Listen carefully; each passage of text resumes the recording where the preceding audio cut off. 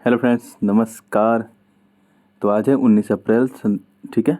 तो 19 अप्रैल से संबंधित जो इम्पोर्टेंट न्यूज़ होगी उनको कवर करेंगे, और जो प्रीवियस ईयर में पूछे गए प्रश्न हैं या फिर जो इम्पोर्टेंट हो सकते हैं आने वाले एग्जाम के लिए, उनको भी यहाँ पे देखेंगे। तो आइए देर न करते हुए शुरू करते हैं। आपका स्वागत है CSM क्लासेज में। ओके, तो आइए शुरू करते हैं आज का करंट अफेयर। आपका पहला प्रश्न है, राष्ट्रीय सिविल सेवा दिवस कब मनाया जाता है? ठीक है, ये रहे आपके ऑप्शन, और इसका सही जवाब है 21 अप्रैल। अभी आज तो 19 अप्रैल है, यानी कि 21 तारीख को राष्ट्रीय सिविल सेवा दिवस मनाया जाएगा। इससे संबंधित कुछ बातें कर लेते हैं। इससे पहले मैं बता देता हूँ, 24 अप्रैल को पंचायती राज दिवस मनाया जाएगा, 18 अप्रैल को विश्व विरासत दिवस मनाया गया है, और 7 अप्रैल को विश्व स्वास्थ्य दिवस मनाया गया है। ठीक है, और कुछ इससे संबंधित जानकारी अगर देखें तो जो इसकी नींव है, राष्ट्रीय जो सिविल सेवा दिवस है, इसका जो नींव है वारेन हेस्टिंग्स ने रखा था, लेकिन इसमें कुछ और अधिक सुधार किसने किया था? कॉर्नवालिस ने। जो लॉर्ड कॉर्नवालिस थे, उन्होंने और अधिक सुधार किया था, इसलिए इनको भारत में नागरिक सेवाओं के पिता के रूप में जाना जाता है, लॉर्ड कॉर्नवालिस को।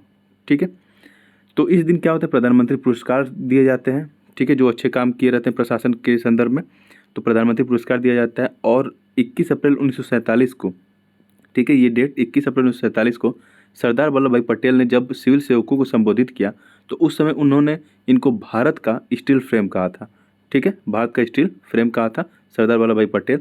उसी 21 अप्रैल को ध्यान में रखते हुए 21 अप्रैल सन 2006 को पहला सिविल सेवकों का एक समारोह हुआ। ठीक है, तब से जाके हर 21 अप्रैल को राष्ट्रीय सिविल सेवा दिवस मनाया जाने लगा। ठीक है, तो इससे संबंधित इतनी जानकारी थी। आइए आगे चलते हैं। आपका अगला प्रश्न है कि किस राज्य में देश का पहला PM मित्रा पार्क स्थापित किया जाएगा? ठीक है, किस राज्य में देश का पहला PM मित्रा पार्क स्थापित किया जाएगा? तो ये रहा आपके ऑप्शन, और इसका सही जवाब है तमिलनाडु।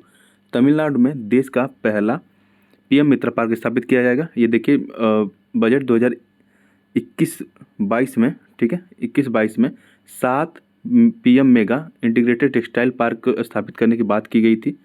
ठीक है, तो इससे संबंधित और कुछ बातें अगर जानना, तो मैं ये क्यों न्यूज़ में था वो बता देता हूँ, क्योंकि अभी कल की ये बात है, यूपी गवर्नमेंट ने साइन किया है MOU। ठीक है, किसके साथ? केंद्र सरकार के साथ।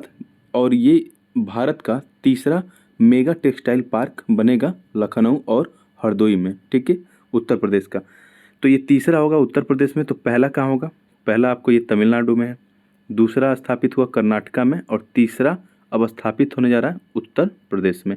7 राज्यों में स्थापित करना है। अब ये 3 हो गए हैं, और अभी 4 राज्यों में स्थापित किए जाएंगे। ठीक है, तो अभी उत्तर प्रदेश में स्थापित किया गया, तो ये न्यूज़ में था इसलिए मैं आपको बता दिया। ठीक है, इससे संबंधित कुछ और बातें जान लेते हैं। अगर PM मित्रा की फुल फॉर्म की बात करें तो प्रधानमंत्री mega integrated textile reason and apparel, इसका फुल फॉर्म है। ठीक है, तो इसके तहत देखिए, ये तमिलनाडु, तेलंगाना, कर्नाटका, महाराष्ट्र, गुजरात, मध्य प्रदेश, उत्तर प्रदेश में साइटों का चयन किया गया, जहाँ पे उत्तर प्रदेश में अनाउंस हो चुका है। ठीक है, तमिलनाडु में अनाउंस हो चुका है, कर्नाटका में अनाउंस हो चुका है, अभी तेलंगाना, महाराष्ट्र, गुजरात, मध्य प्रदेश में अनाउंस होना बाकी है। इन सब पार्कों की जो 7 पार्क की बात की गई है, वो 2026-27 तक इन पार्कों की स्थापना कर दी जाएगी। ठीक है, इससे क्या होगा, तो FDI जो विदेशी प्रत्यक्ष निवेश है उसको आकर्षित करने में बल मिलेगा। और अगर टेक्सटाइल की बात करें तो ये क्षेत्र भारत में कृषि के बाद दूसरा सबसे बड़ा रोजगार प्रदाता है। ठीक है, और ये प्रोजेक्ट आपको मैं बता दिया कि 2021-22 के केंद्रीय जो बजट था उसमें अनाउंस किया गया था PM मित्र योजना। ठीक है, नेक्स्ट आपकी अगली न्यूज़ है कि रूरल डेवलपमेंट मिनिस्टर जो हैं गिरिराज सिंह, उन्होंने संगठन से समृद्धि अभियान को लॉन्च किया है। ठीक है, संगठन से समृद्धि अभियान, ये क्या है संगठन समृद्धि अभियान? तो ये इम्पावर करेगा, ठीक है, जो सीमांत महिलाएं हैं, ठीक है, जो ग्रामीण सीमांत महिलाएं हैं, उनको ये इम्पावर करेगा। ठीक है, और इसमें से जो एलिजिबल हैं, यानी जो पात्र हैं स्वयं सहायता समूह में शामिल होने के लिए, उनको ये इम्पावर करेगा संगठन से समृद्धि अभियान।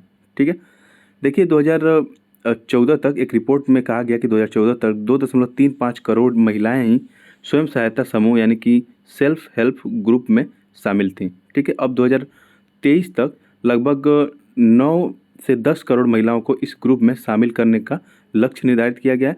तो उसके लिए ये कैंपेन स्टार्ट किया गया है, संगठन से समृद्धि अभियान। ठीक है, अगला प्रश्न है कि इस बजट के अनुसार भारत सरकार ने किस वर्ष तक सिकल सेल एनीमिया का उन्मूलन करने का लक्ष्य रखा है? ठीक है, सिकल सेल एनीमिया। तो ये रहे आपके ऑप्शन, और इसके सही जवाब है 2047 तक सिकल सेल एनीमिया का उन्मूलन का लक्ष्य रखा गया है भारत सरकार द्वारा बजट में। देखिए ये नॉर्मल सेल है, ठीक है, और ये जब सिकल यानी कि ये हाशिए का आकार ले लेते हैं, ठीक है, तो ये ऐसे हो जाते हैं, तो इन्हें सिकल सेल कहा जाता है। ये नॉर्मल सेल है, जब इसका आकार ले लेते तो ये सिकल सेल कहे जाते हैं, ठीक है। आइए इसके बारे में कुछ मैं बता देता हूँ आपको। दरअसल ये हमारी ह्यूमन बॉडी है, ठीक है। ह्यूमन बॉडी में सेल्स पाए जाते हैं, सेल्स में आपको क्रोमोजोम पाए जाएंगे, क्रोमोजोम में आपको जीन पाए जाएंगे, ठीक है, जीन में डीएनए पाए जाते हैं। तो ये जो सिकल सेल एनीमिया है ये एक जेनेटिक डिसऑर्डर है। जीन में जब म्यूटेशन होता है, ठीक है, ये नॉर्मल आरबीसी है, ठीक है, जब इसमें इसके जीन में जब म्यूटेशन होगा तो ये सिकल सेल बन जाएगा, ठीक है।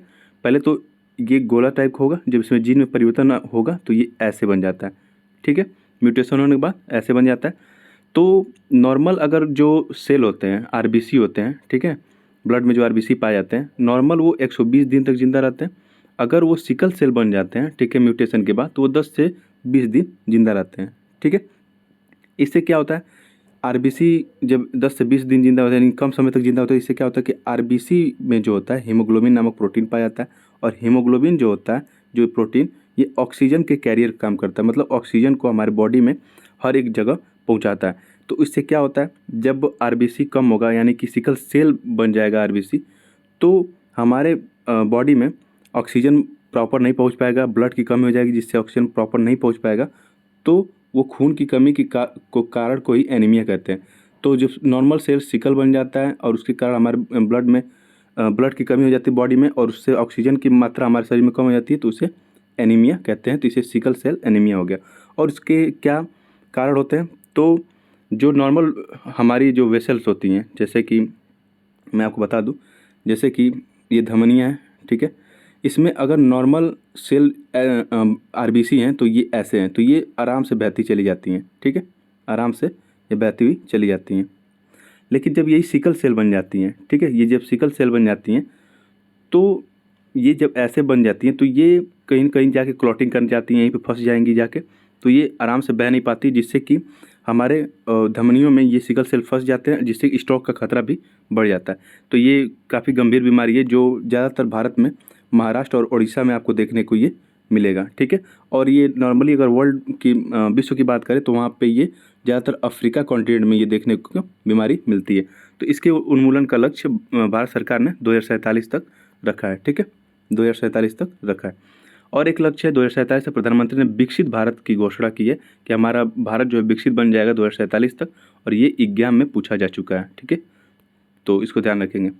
नेक्स्ट आपका अगला न्यूज है कि अभी 48 साल पूरे हो गए हैं किसके, जो हमारे भारत का फर्स्ट अर्थ सैटेलाइट था आर्यभट्टा, ठीक है, जो आर्यभट्ट हमारे भारत का फर्स्ट अनमैन्ड अर्थ सैटेलाइट था, उसके 48 साल पूरे हो गए। तो वो डेट 19 तारीख को है, यानी कि आज के दिन ही ये 48 साल इसके पूरे हुए हैं। तो इसको इस बात का ध्यान रखेंगे। भारत ने रूस की मदद से ये कारनामा किया था, ठीक है, लेकिन इसको पूरा डिजाइन इसरो ने किया था, लेकिन इसको लॉन्च जो स्पेस में किया गया था वो रूस की मदद से किया गया था, ठीक है। इसका नाम भारतीय जो गणितज्ञ थे आर्यभट्ट, उनके नाम पे रखा गया था। अगर आगे कुछ और जानकारी देख लेते हैं जो एग्जाम की दृष्टि से महत्वपूर्ण है, ठीक है। ये एग्जाम में पूछा भी जा चुका है और पूछा भी जाएगा, ठीक है। तो आर्थिक समीक्षा 2022-23 के अनुसार वित्त वर्ष 2023-24 के लिए कितना आर्थिक वृद्धि दर अनुमानित की गई है, तो 6 से 6.8%, ठीक है। आर्थिक समीक्षा के अनुसार वित्त वर्ष 2022-23 के लिए कितना प्रतिशत राजकोषीय घाटे का अनुमान है, तो 6.4%। आर्थिक समीक्षा के आधार पर भारत जो क्रय शक्ति क्षमता है, यानी कि परचेजिंग पावर पैरिटी जिसे बोलते हैं, ठीक है, तो उसके अनुसार दुनिया की तीसरी सबसे बड़ी अर्थव्यवस्था भारत बन गया है। आर्थिक समीक्षा 2022-23 के अनुसार भारत विश्व का दूसरा सबसे बड़ा मोबाइल फ़ोन निर्माता है, ठीक है।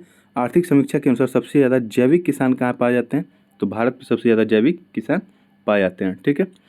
एक और न्यूज़ जो आपने देखा होगा वो था कि गवर्नमेंट ने अभी नोटिफाई किया क्या, एनिमल बर्थ कंट्रोल रूल 2023 को, ठीक है, एनिमल बर्थ कंट्रोल रूल 2023 को नोटिफाई किया है। और ये किसके तहत नोटिफाई किया है, तो जो पशु क्रूरता अधिनियम 1960 है उसके तहत इसको अधिसूचित किया गया है, ठीक है। Animal birth control rules to deal with menace stray dog, जो आवारा कुत्ते हैं, ठीक है, इनके इनके जो बर्थ है उन पे कंट्रोल करने के लिए ये रूल लाया गया है, क्योंकि आए दिन आप देखते रहते हैं जो आवारा कुत्ते हैं उनसे और मानव में काफ़ी संघर्ष होता है। ये देखिए बच्ची को परेशान करती है, काट लेते हैं, ठीक है। इससे जैसे कि वर्ल्ड स्तर पर देखा गया है कि रेबीज नामक जो बीमारी है ज़्यादातर कुत्तों के काटने से ही होता है। हालांकि रेबीज बिल्ली, चमगादड़, बंदर आदि के काटने से भी होता है, उनके लार में ये रेबीज वायरस पाया जाता है। लेकिन ज़्यादातर अगर रेबीज 90% होता है तो कुत्तों के काटने से ही होता है, ठीक है। तो आवारा कुत्तों के बर्थ पे रोक लगाने के लिए, ठीक है, उनकी नसबंदी करने के लिए, उनके अनकंट्रोल्ड बर्थ को रोकने के लिए ये रूल लाया गया है, ठीक है, एनिमल बर्थ कंट्रोल रूल। तो इस बात को आप ध्यान रखेंगे, ठीक है। अगला क्वेश्चन है आपका, the father of artificial intelligence किसे कहा जाता है? तो जॉन मैकार्थी एग्जाम में पूछा जा चुका है, ये है जॉन मैकार्थी, इन्हें the father of artificial intelligence कहा जाता है, इंपॉर्टेंट है। कौन सा पुल रूस तथा यूक्रेन को जोड़ने वाला लिंक था? तो वो है कर्च ब्रिज, केर्च ब्रिज जिसे कहते हैं, ठीक है, केर्च ब्रिज जिसे कहते हैं। तो ये रूस और यूक्रेन को जोड़ने वाला ये लिंक था, आपने न्यूज में देखा होगा, Kerch bridge explosion, what we know about dramatic blasting bridge connecting Crimea and Russia, ठीक है।